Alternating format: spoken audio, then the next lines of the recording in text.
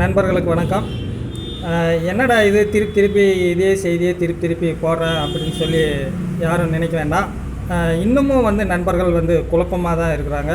அதை தெளிவுபடுத்த வேண்டிய ஒரு நிலைக்காக இந்த வீடியோ பதிவு போடுறேன். மிக தெளிவாக இன்றைய தினத்தந்தி நாளிதழில் கொடுத்துருக்குறாங்க. பள்ளி கல்வித்துறைக்கு ஒதுக்கப்பட்ட நிதி உட்பட மிக தெளிவான ஒரு விளக்கத்தோட பள்ளிகளில் ஆசிரியர் நியமனம் பற்றி குறிப்பிட்டிருக்கிறாங்க. நீங்கள் தினத்தந்தி நாளிதழில் இன்றைக்கு பார்த்தீங்கன்னா உங்களுக்கு அதில் தெளிவாக புரியும். சரிங்களா? அதில் இருக்கக்கூடிய ஒரு சில வரிகளை மட்டும் நான் படிக்கிறேன். மாதிரி பள்ளிகள் அமைத்திட சிறப்பு திட்டம் செயல்படுத்தப்படும். ஆசிரியர் பணியிடங்கள் முன்னுரிமை அடிப்படையில் நிரப்பப்படும்.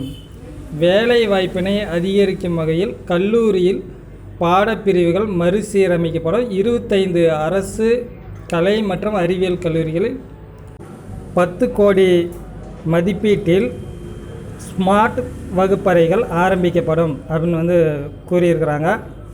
மிக தெளிவான ஒரு செய்தி. சரிங்களா? பள்ளி கல்வித்துறையை சார்ந்ததாகவும் பொதுவாகவே குறிப்பிட்டிருக்காங்க. ஆசிரியர் நியமனம் பற்றி மிக தெளிவாக சொல்லியிருக்கிறாங்க. இன்றைய தினத்தந்தி நாளிதழில் பார்த்தீங்கன்னா உங்களுக்கு தெரியும். ஸ்க்ரீன்லேயும் உங்களுக்கு அதை காட்டிகிட்ருக்காங்க. சரிங்களா? அதனால் வருகின்ற 27ஆம் தேதி நிச்சயம் தெளிவான இன்னும் தெளிவான எத்தனை பணியிடங்கள் பற்றி அறிவிப்பு வெளிவரும் அப்படிங்கிற தகவலோடு இருக்கும் அப்படின்னு நம்பலாம்.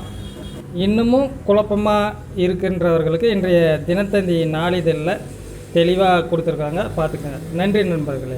நம்ம சேனலை நீங்கள் சப்ஸ்கிரைப் பண்ணாதிருந்தால் சப்ஸ்கிரைப் பண்ணிவிட்டு ஒரு லைக் பண்ணிட்டு ஷேர் பண்ணுங்கள், மற்றவர்களுக்கும் தெரியட்டும்.